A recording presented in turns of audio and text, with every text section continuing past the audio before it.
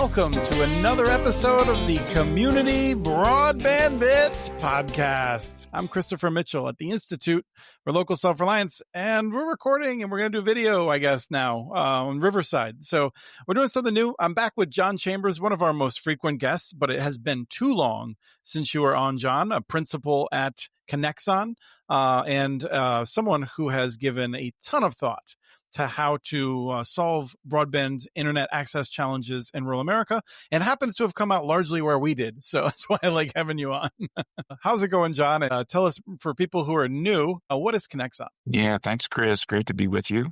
I have been with you several times, but I think it's maybe been 2 years or 18 months, and this is the first time I'm looking into a camera and seeing myself while this is being recorded video, not just audio, so it's a little disconcerting to see what I look like at 9:48 my time in the morning. Connexon is a company that was formed to do one thing: work in rural America with rural electric cooperatives to fill a need, the need being the gap between what was available in telecommunications, broadband services in rural areas, that gap, the lack of true broadband services in rural America. We started in 2015, so we just turned 10 years old. That gap back in 2015 was real.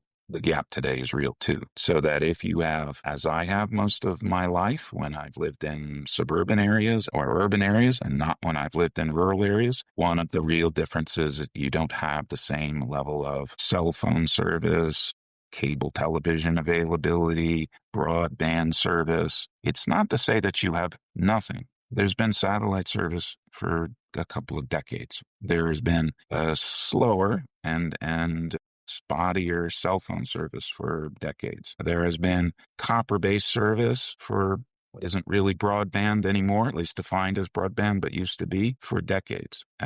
What there hasn't been is the same level of broadband as is available in urban and suburban areas. And so Connexon was founded, formed, dedicated to delivering to rural areas the exact same service, or even better sometimes, service that's available to the rest of America. You know, people talk about a digital divide. You have, I have. It's more meaningful than just a word like divide, because while we were building networks in the midst of the beginnings of our company, COVID happened. And COVID, for all that occurred during COVID, one thing that occurred was rural areas realized that the gap in availability of broadband service meant they didn't have the ability to telework or do work from home when everybody was told to work from home. Their kids couldn't participate in schooling from home when everybody was, when the schools were shut down. You couldn't get telehealth services when everybody else was doing some level of health services online through broadband. That wasn't occurring in rural America, and the recognition that it wasn't occurring was real, observable, palpable. We were working with a lot of rural electric cooperatives at the time who themselves had been founded to do one thing, which is deliver to rural areas that lacked electricity in the 1930s and 1940s that same level of electric service that was available in urban and suburban America. This was a repeat in the, sort of in the most pure and not as simple as the word that came to mind, but simple in this sense. There was a problem that people were dedicated to fixing, and they got about fixing the problem. And that's what we did for years. That's still what we do today.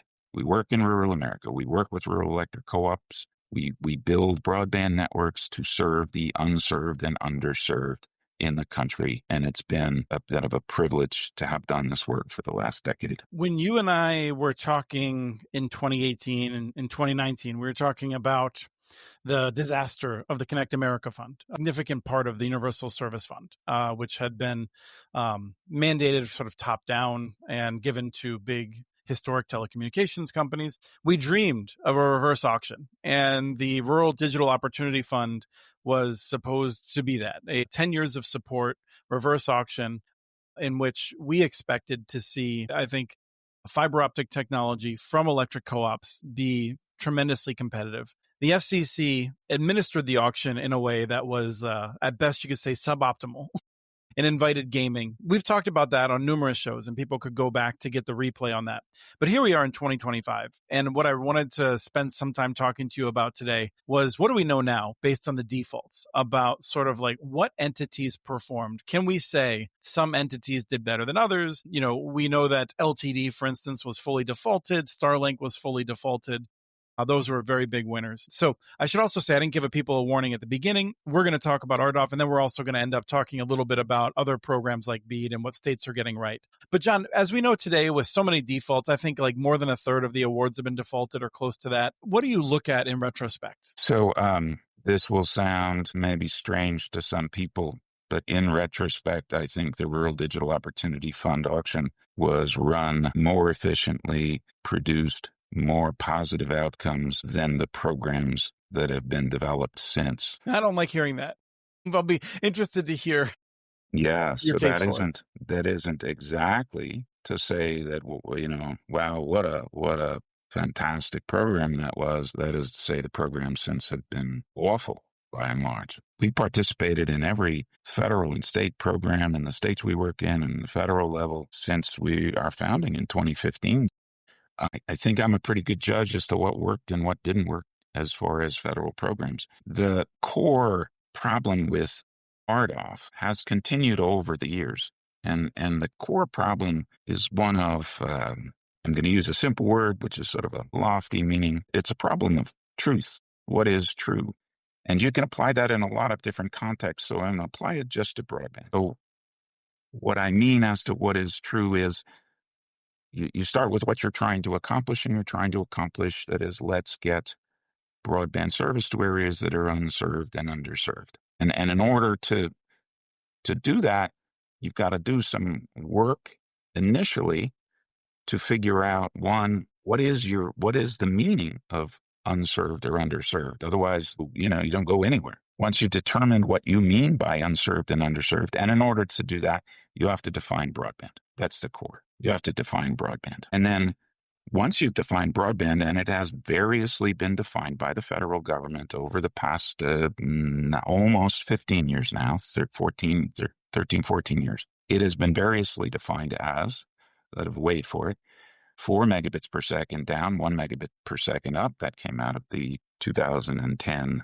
National Broadband Plan and the original Connect America Fund program. 10 down, 1 up, 25 down, 3 up, 100 down, 20 up, gigabit down, 500 meg up, always asymmetrical, which is a technology specific definition. That is, for all the talk you hear over the years that the government should be technology neutral, none of those programs were technology neutral. And again, wait for it, none of them favored fiber. None of the program in the definition of broadband favored fiber.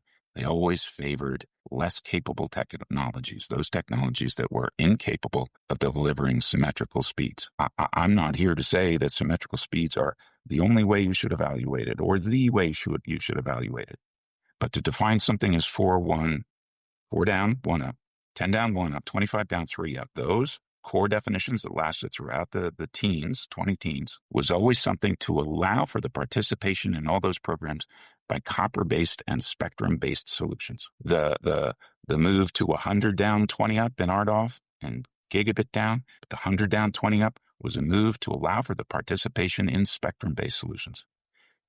You want to have sort of electrical pulse, copper. You want to have radio waves for spectrum rather than light, as an old mentor of mine told me when he was first working in fiber in the 1970s and visited Bell Labs in the 1970s and took a tour of Bell Labs. What they were touring was the development of fiber as a transmission medium. And my old mentor asked the president of Bell Labs what the successor technology was going to be. And the president of Bell Labs said, there is no successor technology to fiber.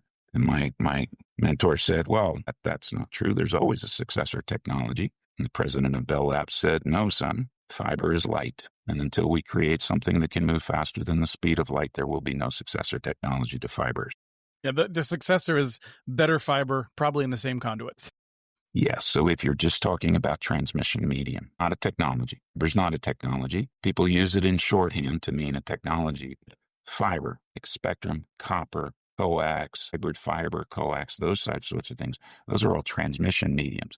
But the ecosystem of the technologies in fiber terms, EPON, XGS PON, next generation PON 2, those, or the other PON technologies, those are technologies.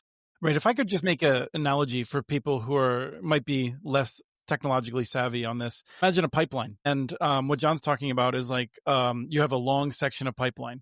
Now you could pump some form of air through there, liquid, gas. The point is that the pipeline is capable of doing any number of things. That's the fiber. What we put on the ends to move stuff and what we choose to put in it is the analogy breaks down a little bit what we put in it. But the point is with fiber, you put fiber in the ground, you change the endpoints, you're changing the technology, but the transmission medium will remain the same for as long as we can imagine. Right. Again, there are around all of the other transmission media, spectrum or copper or the coax networks that were deployed by the cable companies back when I was working in cable in the 90s. Well, again, they all have technologies around their transmission medium. But to suggest, as people were doing back in during the Connect America Fund 2 auction, the RDOF auction, the subsequent programs, auctions, everything else, that to be technologically neutral, you have to allow for all transmission mediums. But then to define it in terms of speed, there is no program that was developed in all that time that defined speeds that favored fiber. They all favored the lesser capable technologies because that was an explicit decision made by the FCC, by other parts of the federal government, and then adopted by state governments as to say, okay, in order to allow everything to do, we will go to the lowest and least capable type of transmission medium, and that's what we'll adopt in order to say it's technologically neutral. I've always said technologically neutral is a I don't know, kind of a dumb phrase for people to have used. Me, when I'm investing my money, when I'm buying something, if I'm buying a new phone, a T-shirt, anything, I don't look for what's the lowest, worst thing I can get. I'm always looking for the best thing. If I can afford it, I buy the best. Yeah, what's gonna meet your needs over the long term, likely. Can I just for 1 second, I do feel like there's a piece of this that I think gets under your skin, which is worth talking about that I've never mentioned before, which is there's a way in which one might be an admirer of Friedrich Hayek and say, you know what, like a bunch of government bureaucrats deciding what the technology of the future is. Well, there's a lot of reasons to be suspicious of that. And so we should have technological neutrality because of a humility of what we don't know about what's coming. Now, that's true for a number of things. But then there's other times in which one might say it is so clear that this is the transmission medium that there is no need. And there we adopt technology neutrality because of corruption, because we don't want to take on the power of the cable company, of the spectrum companies. That's the reason we have technology neutrality, not because of philosophy, but because of that corruption of decision making, I think. Yeah, I think the FCC, and I've been a critic, but also I've been in a position where I had oversight responsibility for the FCC, and I've worked at the FCC in senior position, and never really viewed the FCC as a corrupt institution. They are, as other sort of economists have written about, they at times are a sort of captive agency, captive to the industries they regulate. I'm hesitant to attribute such a loaded phrase as corruption. Not that corruption doesn't occur in all forms. Here's the way I look at it. I'm not disagreeing. I'm just saying here's the way I've looked at it, which is I would think it sounds to people like I'm talking about theoretical or philosophical, or I'm not, because when I say you could use evidence to determine what you should do, upon which you should make decisions, what I mean, and I'll give you again one example, since nobody wrote in rules or law, the technologies or transmission medium, what everybody wrote were speeds. So if you fall into that world and you say, okay, we're going to define broadband by speeds, here's my problem. The FCC always had and has today. Ookla and other organizations that collect speed tests had then, have today, the real demonstration of the speeds of different technologies. And let me give you one example because this is the most pertinent example today. Under the BEAD program, a lot of money is being awarded to satellite providers, both Starlink, owned by SpaceX, and Amazon's Project Kuiper. Since Amazon doesn't have any service yet, you can't measure them. You give them a lot of money, you can't measure them.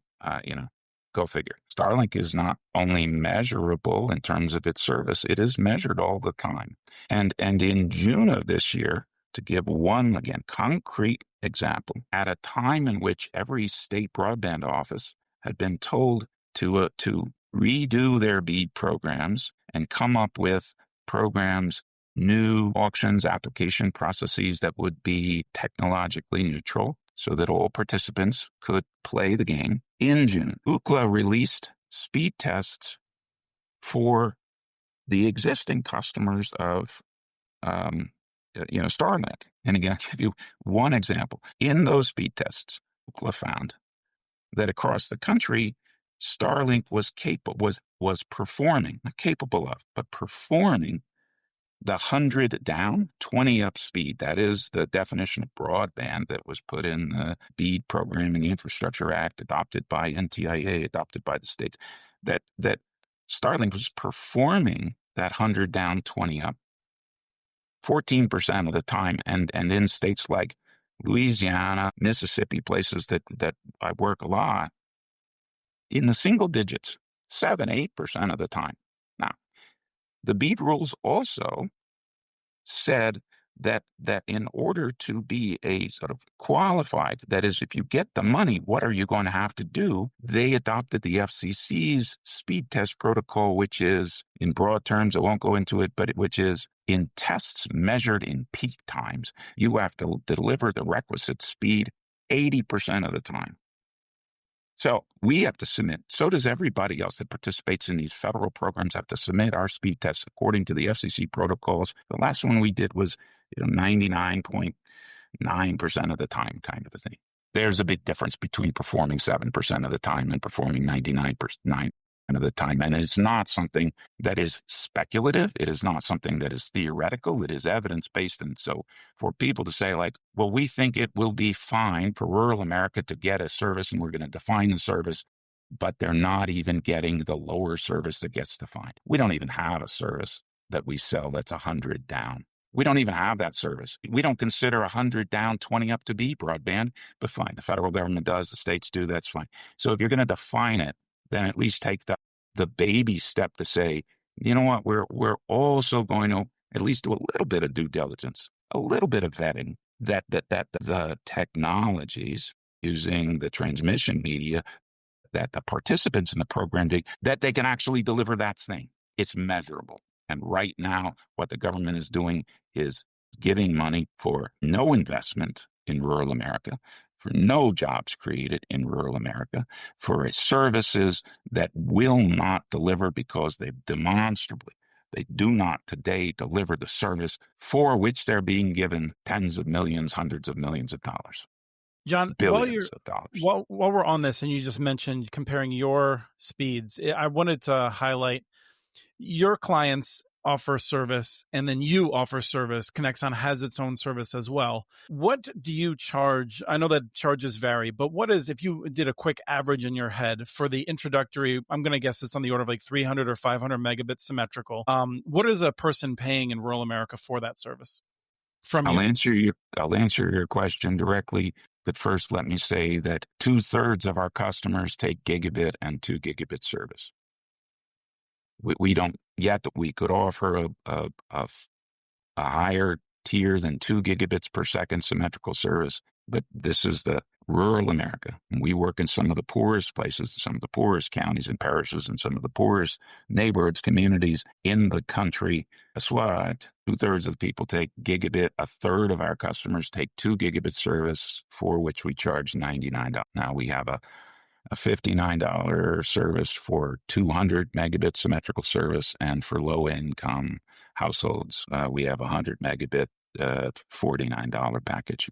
But that's not what people buy. They don't buy the cheapest. They don't buy the worst. They don't buy the less. Though, like I mean, the point I wanted to make, and I think your data on this has been fascinating. And I remind people of this all the time because it breaks what they expect out of what people will select and what people in rural America are willing to pay for. We're going a little bit off topic, but this is the thing that drives me crazy. I can't figure out why people who have no other option take Starlink. And so to be clear, like if we skip ahead just a second to where there's a lot of people in rural America, there's 2 million people using Starlink. It is better than anything they've ever had before because before the satellite was so bad. And this is much better than that. But one thing I hear from people is, oh, it's too expensive. And so a lot of people aren't going to adopt it. But we're talking about an adoption rate of like, I don't know, like less than 10% of like the market that has no other option is taking Starlink from what I can tell in rural America. We know that people are willing to pay $100 a month because they will pay you more than the base rate. They have chosen to get more from you. And so I'm just curious. So as we talk about this, nearly every one of your customers, I don't know how much you charge for 2 gigabit service. 99. You charge 99. So gigabit. every single customer that you have is getting speeds that are far greater than Starlink can deliver at far better prices. So one thing, just making sure people are aware, Starlink is a terrible deal from that point of view. But if you put your head into the shoes, if you put your mind into the head of other people, why do you think people who have no option are not taking Starlink based on what you know of the rural markets? Too expensive. $120 a month for service that doesn't even deliver 120 up. So it's a value proposition as opposed to the pure expense, I think. Is too expensive. And for that, we deliver 100 times the speed for less price. You know, Starlink's original, their self-identified service, what they called the original Starlink launch, was the better than nothing service. It is better than nothing, certainly. I live in rural America. Well, it's better than 4G, which is what a lot of people have been going to, or the 5G or whatever that's available, because a lot of people will be on cellular networks, and clearly Starlink is superior than that. Starlink is better than nothing. I agree with you, but I also want to say I've heard from so many people who are like, oh my God, it's great, because they'd never had anything that good before. But it is not nearly as good as what you do. Let me take a half step back to say, look, Starlink is an amazing technological development, deployment, low Earth orbiting satellites circling the globe every 90 minutes, thousands and thousands of them launched and operating efficiently. Fantastic. My reading of the Infrastructure Act that was adopted by Congress nearly 4 years ago was that it was the title, infrastructure and investment, that the whole idea behind that piece of legislation, that $42.5 billion appropriations, was to invest in rural America, invest and create jobs in rural America, to bring rural America in broadband up to the level of the rest of the country. It was an investment program. So while one could say, okay, we're going to, and back then, by the way, I'm on record consistently saying we didn't need more than 20, 25, maybe $30 billion. But the number I usually cited was about $25 billion to get this done. Now, as it turns out, all the states combined will probably spend less than $30 billion, maybe less than $25 billion. Good, fine. The programs will run efficiently about what I thought would occur, but you're not getting the investment. You're getting a lot of the investment. But if it's an investment, again, an investment which creates jobs, an investment which creates infrastructure in rural America, infrastructure that then is owned sometimes by communities in place in rural America, that's sort of taxable because it's property in rural America, delivers a service which, and fiber will last for 50 years or 60 years. It's lasted 50 years so far. That is not what is happening in lots of places. I'm an admirer of SpaceX and the Starlink constellation. It isn't the same thing, though, as investing in a rural community, because Starlink is there today. Everybody knows this or should know this. If the government, the federal government, under the Biden administration, under the Trump administration, under any administration, if the federal government believed that Starlink was broadband, guess what? There's no need for a BEAD program, because if it is broadband today, then there is no need to give money to anybody. That isn't the decision that was made. The decision that was made was a sort of a Schrodinger's broadband decision. It is both Starlink, or Kuiper, I guess will be. It is both broadband and not broadband at the same time. And in the Schrodinger's paradigm, it is only broadband or not broadband upon the observation upon the observation as to what the service is. Now, in this case, what is the observation? That goes back to what I said. The observation is the speed test. In the observation, according to present data, Starlink is not broadband. Hence the decision, perhaps, to not say that it's broadband so that there could be a BEAD program. If you're going to say, though, at the same time, it's not broadband, but we're going to say it's broadband for purposes of giving out money and excluding investment in certain parts of the country. By the way, the parts of the country that are most in need, the parts of the country that are usually the poorest parts of the country. If you're going to say, you know what, we have this money appropriated by Congress, allocated by the federal government to the state programs that we're running. If you're going to say, okay, we've done all of this work, and now at the 11th hour, we're going to say, not for you. Yeah, to be clear, you didn't read this in an article. You're working with people on the ground in East Carroll Parish, in Northeast Louisiana, some of the highest poverty in the United States of America, very challenging area. And you're one of the, and I don't know if it's your project specifically, but it is that region where they have lost fiber and they are going to be, rather than seeing investment in their community, they're going to have the option of paying for Starlink, which they could do yesterday, which they could do today. And then tomorrow, the federal government's going to write a check to Starlink in order for them to have the thing they already could get. So I want to take those points. Correct. I feel like people get those. What I want to make sure that we cover with you, because I think you're the one that can most cover this. You started talking about the transmission. And so I feel like coming out of RDOF in retrospect, there's probably 2 points. One is the technology. What do we know about the technologies that competed with each other in RDOF now in retrospect? And then I want to ask you about the business models and whether the co-ops did the best with the RDOF opportunity. So let's go back, because I think you were going this direction with transmission technology. What do we know related to RDOF about which technologies have performed well and are meeting local needs? Yeah, so the FCC had a decision to make in 2020. They had set up an auction where there were different bidding tiers. I used to refer to this as a waterfall auction, where you if there is a bidder at the highest tier within the framework and within the budget that was established by the FCC was using a cost model for building fiber networks. If so, the FCC again didn't talk about it in terms of transmission medium, fiber, spectrum, copper.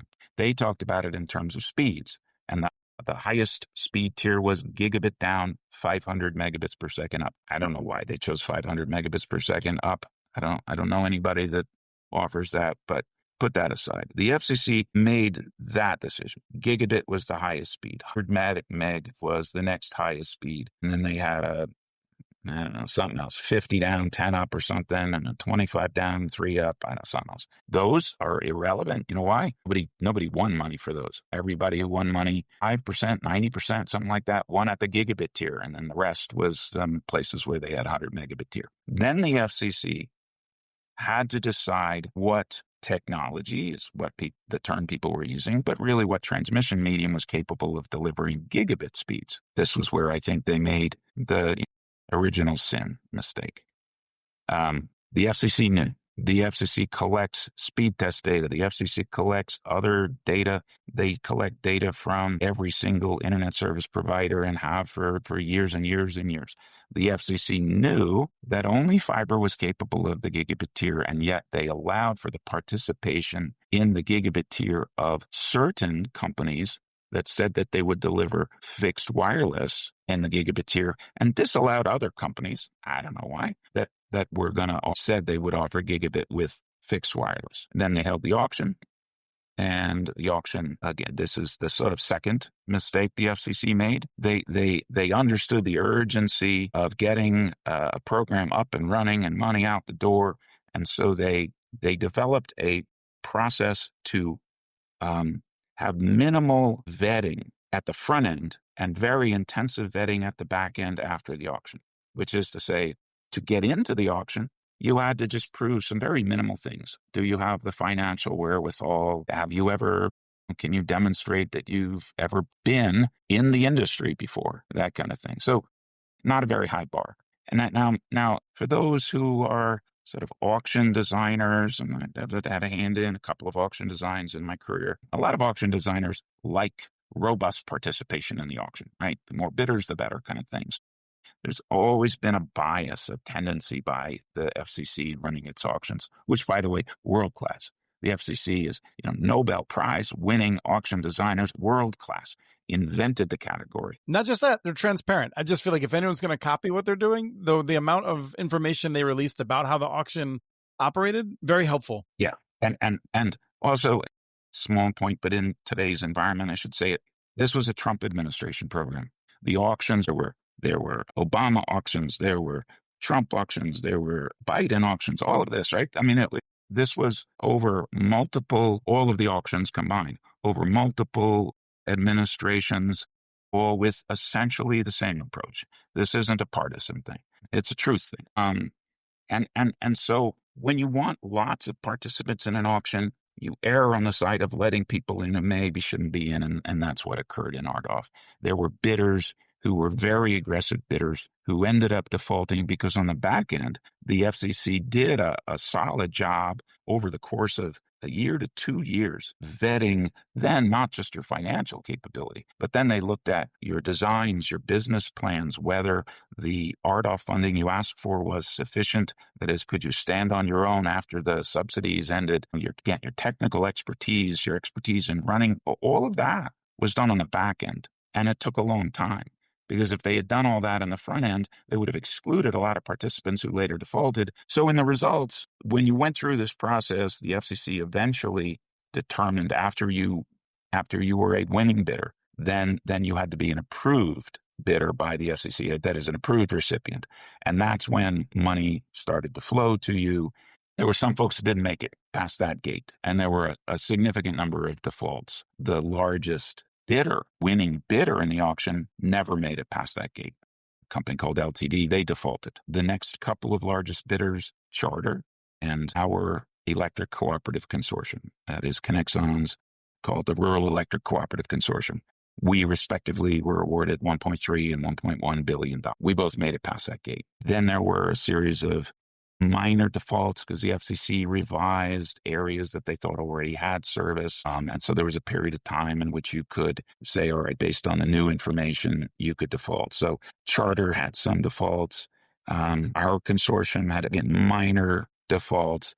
And then you got about the business of building your networks. I am unaware of the electric co-ops in our consortium. So there were 60 plus our own 70 winning bidders in our consortium. So I'm unaware of any of them that defaulted after they started building networks. Charter, I think similarly, they defaulted in minor ways, but they largely built out the networks that they had bid on. And then there's kind of everybody else. And there's some smaller players that built out. There are fixed wireless providers I'm now curious about because we're pretty far down the path that received money for gigabit tier. And of the original budget of $16 billion, it's maybe $5 to $6 billion that have been awarded and is being spent to build networks. So when I said earlier, in many ways, it's a better program than some of those that have been run subsequent.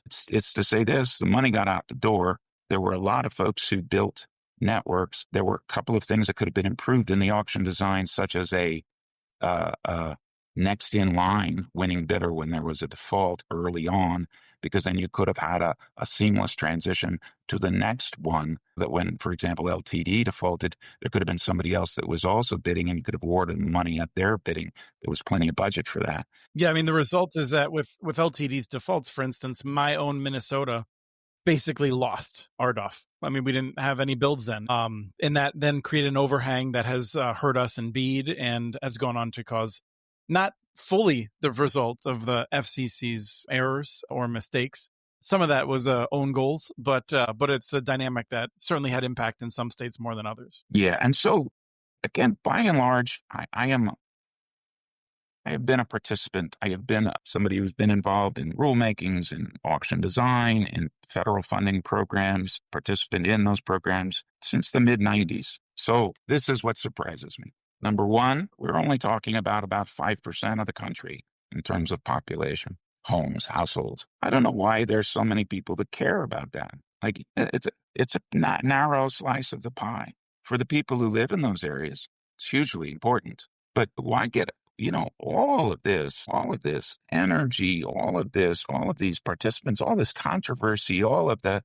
Because if you just ask the people in East Carroll Parish, Louisiana, what they want, they will tell you what they want. There shouldn't be, in the case again, why? I'll keep using East Carroll Parish because, yes, we built a fiber network to parts of East Carroll Parish with some RDOF funds, but then there was a bunch of BEAD funds available to the other parts that weren't part of the RDOF auction.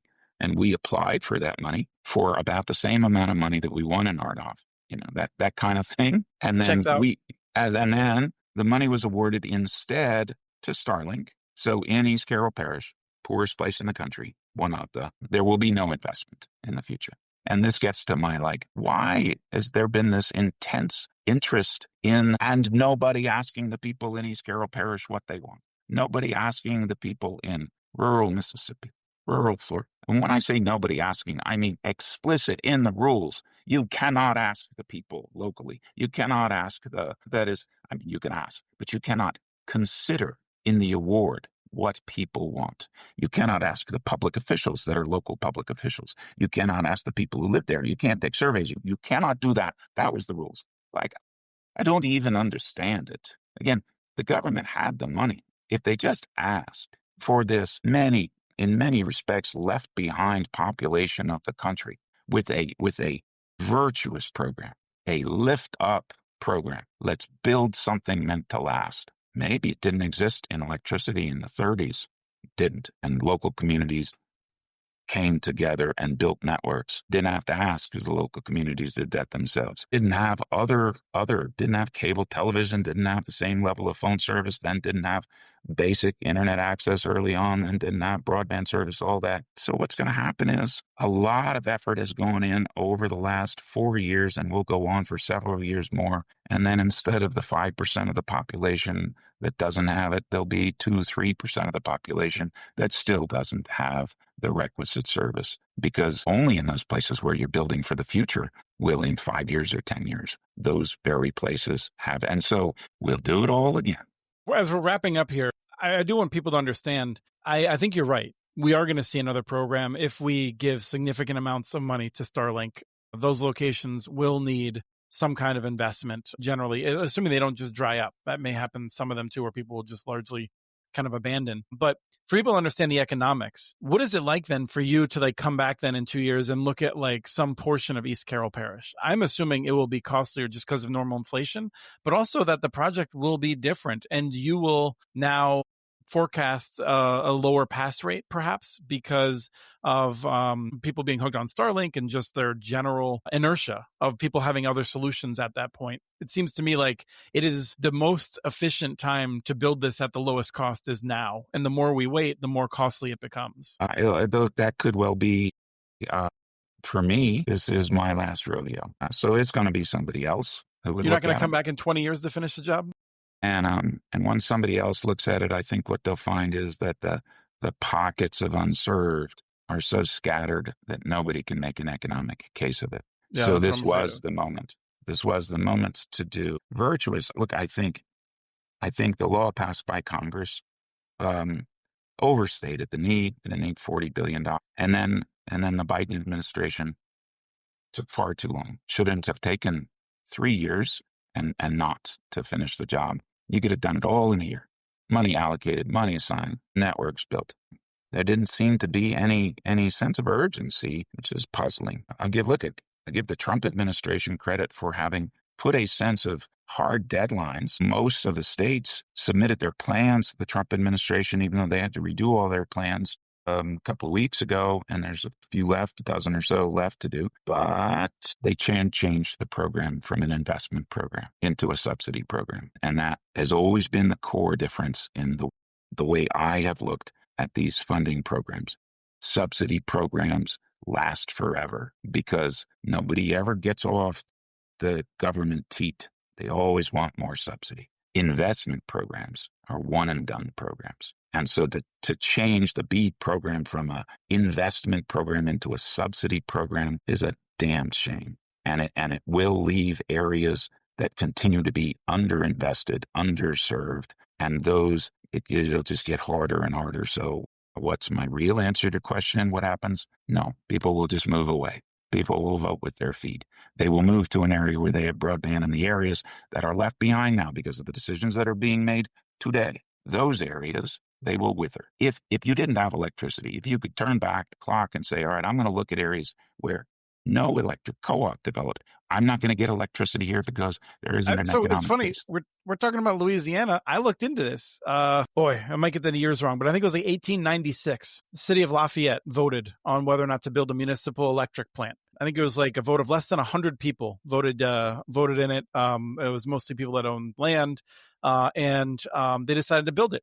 Lafayette was nowhere, and the larger towns that were around them over the following 30 or 40 years withered. People moved to Lafayette, and we saw a change in development there. And so it's not hypothetical that you're saying it. People have studied this. Like the towns literally disappeared if they did not have good electricity. Lafayette in Louisiana did have that electricity, became the heart of Cajun country. I'm not saying electricity was the only reason, but there was significant shifts based on who had electricity and who did not in the early 1900s. So I do want, because I am pretty self-aware. I am aware that I can come across as very negative or complaining or all that. I do want to, if we have time, make this one last point, which is hit it up. Really consistent with something that people may not realize about me. So I'll describe it in this way. I have several tattoos on my body. I have one in my upper left arm in Hebrew that says Od lo avta tikvatenu, which means we have not yet lost hope. That has been the sort of guiding principle of my life.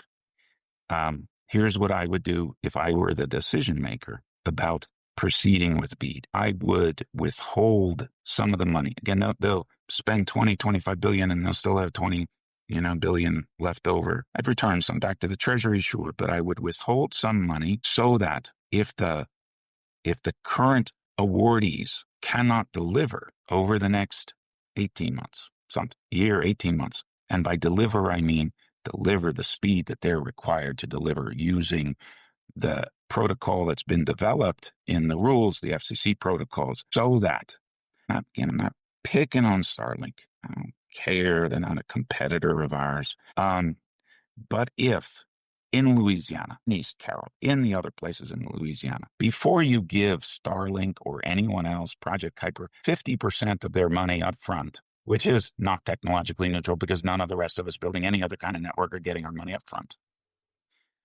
If they knowable, this is knowable, look at the speed tests, hire Ookla to tell you, okay, here's my speed tests during the peak times, during the peak times, that is the hours where you have to do the speed tests under the FCC rules. What's the speed? Because Starlink doesn't offer multiple, services. Well, what they offer is what they're signing up to deliver, 100 down, 20 up. So for those customers of theirs in the next year, look at the speed tests. If they fail to deliver at least 80% of the time, 100 down, 20 up, then guess what? Don't wait 10 years, the length of the program. Default them right away. And then don't just give somebody else the money because they bid really low. Withhold some of the money in the program. At NTIA, at the state, have the state presents to their plan to NTIA, you know what? This is what we've awarded, but we're withholding something. Some money in case people don't deliver. And if they don't deliver, we're then I would say, we're going to ask the people who live there what they want and allow them to participate in this program so that they can build their own future, just like electric co-ops did in the 30s and 40s. That at least would save these areas from the original question about all this, from the defaults that occurred in RDOF where there was no next in line bidder being awarded, from the defaults that have occurred in other programs. Don't wait for a default 5 to 10 years from now. Mm-hmm. The evidence is available today. You don't even have to wait a year, but if you want to, wait a year. The evidence is there today. If you can't meet the requisite speed, then get off the train and let somebody else get on. Yeah, I like that ending. Gives a sense of hope, brings us around to the idea that local folks should have some agency in their future. I like it. Oh, I forgot. I'm talking to the very group of people that advocates for local communities to have a say in their future. I've made the point that I am deeply frustrated in a world in which I was thrilled to see West Virginia was still going to significantly move forward with fiber, and until I saw that it was going to Frontier. I know the feelings that people in West Virginia have about Frontier. And I was just like, what a complicated world where like this is the best scenario for them. Just sad. I am not, and I know it'll come across. I'm not being critical of or dinging anyone else's business, deployment, technology, service. I'm not. I'm saying that under some like truth-based, evidence-based, I realize we live in a post-truth society, but there's still evidence, there's still numbers, there's still measurements you can make. Just rely on that and don't leave people behind because you moved forward and then you look back and say, oh, oops, LTD couldn't deliver. Oops. Now what do we do with all those areas in Minnesota and the rest of the country? Let's not have an oops moment here. Protect the most vulnerable parts of rural America that still have not gotten an investment and invest there. It probably won't be me doing it in the future. I'm just like old man reflecting upon what I have seen happen in this industry over the last 35 plus years. Well, I'll tell you, I need to figure out how to translate it to another language where it might be more succinct. But if I could get a tattoo that read one of my fundamental beliefs that carries me through dark times, it's when all hope is lost, there is nothing left to worry about. You might appreciate that. Yeah, I'm not that dark. Well, thank you, John. Appreciate your time today. Thanks, Chris. We have transcripts for this and other podcasts available at communitynetworks.org/broadbandbits. Email us at podcast@communitynetworks.org with your ideas for the show. Follow Chris on Blue Sky. His handle's @SportsShotChris. Follow Community Network's stories on Blue Sky. The handle's @CommunityNets. Subscribe to this and other podcasts from ILSR, including Building Local Power, Local Energy Rules, and the Composting for Community podcast. You can access them anywhere you get your podcasts. Catch the latest important research from all of our initiatives if you subscribe to our monthly newsletter at ilsr.org. While you're there, please take a moment to donate. Your support in any amount keeps us going. Thank you to Artie Huseby for the song Warm Duck Shuffle, licensed through Creative Commons.